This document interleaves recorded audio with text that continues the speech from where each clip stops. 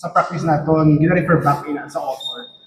Since nga duwa ang nag-submit sa ordinances, paano tayo refer back? Nag-ambol ako, tapos lagi na pabati-bati na ako na after all this, when it reached the committee level, the first step will really be to bring it back to the two authors, requesting them to reconcile. Kung makita namon nga very related. And it appears based on the discussions kagina nga may ara man relationship ang duwa ka documents, no. So lang taon ta. So we'll give them the chance to reconcile. Kaya ba ko gaan kung pwede man lang nila maubra, ma-reduce ang trabaho sang komitiba. Kaya kung hindi nila ma-reconcile, we will be forced to conduct 2 hearings nga on a subject matter. We'll still do our part kung mo nang matabo. But of course, ang first namon nga request will definitely be to ask them to reconcile both ordinances and see if they can come up with one. Meaning councilors bala councilor nga to the same ordinances, the same purpose, pero distinct ang content niya nga ma-separate sila po?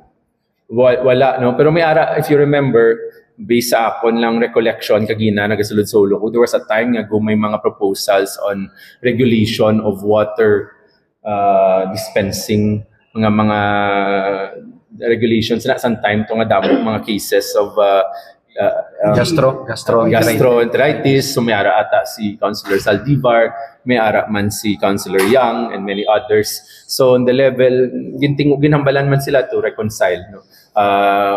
In the end, the Committee on Health was able to do an ordinance nga mas responsive. Kaya ba mo kisa kung piecemeal ang mga ordinance, pwede man niya ka-coexist. Lalo na sa Committee on Transportation, kung makita nyo, hindi siya pwede man siya itingubon, pero may ara nga nag-a-atake for one particular area.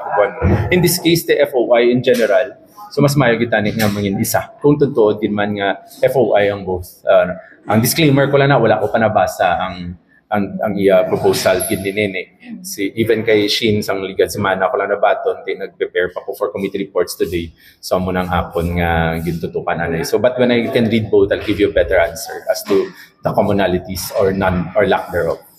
Councilor Dalo na lang namon na naging sa transportation na ka-mention si Councilor Doron nga gintulugan ko ng ordinansa. What's your comment of this? Well, bala nyo man kung ano ka trabaho. So, pag we respond to our duty and responsibility as Chair of the Committee on Transportation, halos taga-session, kita nyo man ang outputs ng Committee on Transportation. Ha?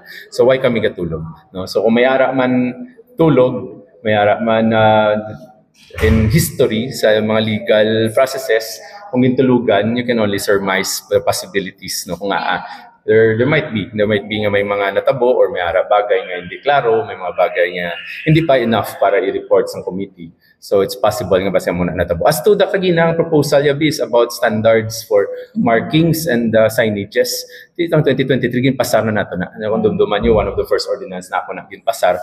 Although I wish there will be better implementation and budget for it, but for amo nang ba kasi ko ba siya mo na ning gine-refer mo nalipat lang bala nga wala tigaling kay it was taken nga pa si atake. So I wish nga may manifestation was saying nga ari na basta diri kang gusto mo i-include na lang ng imo.